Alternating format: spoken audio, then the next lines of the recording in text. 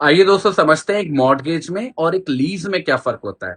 देखिए दोस्तों, मॉर्टगेज का एक ऐसा ट्रांजैक्शन है जहां पे कोई भी व्यक्ति किसी प्रॉपर्टी का मालिक है और वो अपनी प्रॉपर्टी को गिरवी रख रहा है दूसरे व्यक्ति के पास, जिसके रिस्पॉन्स में वो उस दूसरे व्यक्ति से लोन का अमाउंट उठा रहा है। तो जैसे फॉर एग्जाम्पल, अगर मुझे पैसे की जरूरत है और मेरे पास कोई भी इमूवेबल प्रॉपर्टी है, जैसे कि घर, जैसे कि जमीन, तो मैं अपने उस घर या जमीन को गिरवी रख दे रहा हूं किसी व्यक्ति के पास और उसको सिक्योरिटी के तौर पर इस्तेमाल करके उस व्यक्ति से पैसा उठा ले रहा हूं।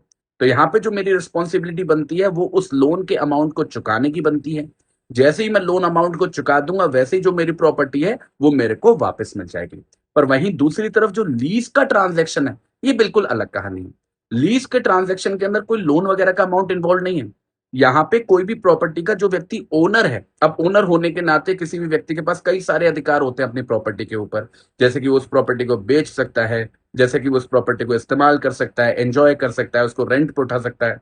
तो यहां पर ये जो ओनर है अपने एक राइट को, उस प्रॉपर्टी को यूज करने के, प्रॉपर्टी को एंजॉय करने के राइट को ट्रांसफर करता है किसी दूसरे व्यक्ति के फेवर में, जिसके रेस्पॉन्स में वो एक्सपेक्ट करता है कि वो जो दूसरा व्यक्ति है उसको रेंट पे करे, पीरियोडिक रेंट पे करे, महीने के महीने या साल दर साल।